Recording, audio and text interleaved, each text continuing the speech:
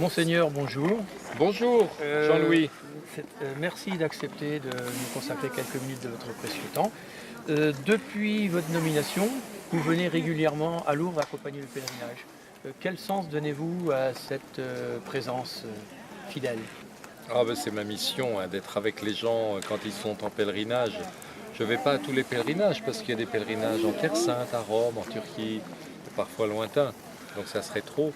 Mais Lourdes, c'est tous les ans parce qu'il y a beaucoup de monde d'abord, hein. On est encore 950. Et puis le pèlerinage à Lourdes, c'est un petit peu comme la vie chrétienne en résumé, hein.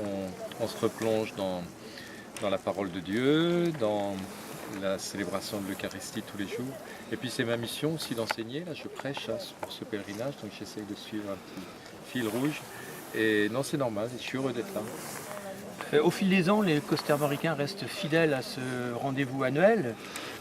Qu'a-t-il de si particulier?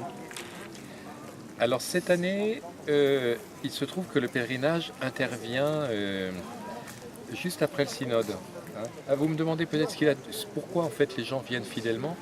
Je crois que c'est l'occasion pour les gens de faire en quelques jours justement une expérience forte, non seulement de vie spirituelle, mais aussi de rencontres, hein. Ici on rencontre des gens dans la simplicité.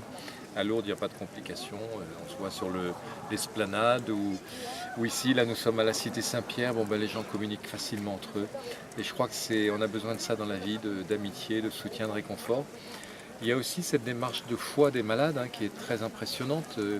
Ils savent qu'ils ne viennent pas forcément pour être guéris physiquement, mais ils viennent trouver du réconfort. Et là aussi des rencontres, hein, dans ce pèlerinage de Lourdes, donc ça s'explique comme ça. Même si on doit faire des efforts toujours pour renouveler, rajeunir aussi un petit peu, en tout cas maintenir des plus jeunes. Voilà. Hein. Et bien qu'on ne soit pas encore au terme de ce pèlerinage, quel premier bilan vous en tirez de cette édition 2017? Eh bien cette année, c'était particulier pour moi parce que ça intervient donc juste après le synode. Et j'ai d'ailleurs tenu à rendre grâce avec les gens pour ce synode diocésain qui s'est déroulé, où on a finalement été très étonnés, heureusement surpris par la réponse forte, hein, des gens du diocèse qui se sont réunis en équipe synodale, qui ont alimenté par des propositions, des idées, et ça a donné lieu à la conclusion des actes du synode. Et ce qu'il y a de particulier, c'est ça. Après le synode, je dis, c'est un pèlerinage, c'est un peu comme un synode, hein. On est nombreux. Et puis on vient chercher quelques jours la volonté de Dieu, voilà, hein. Merci infiniment. Merci à vous.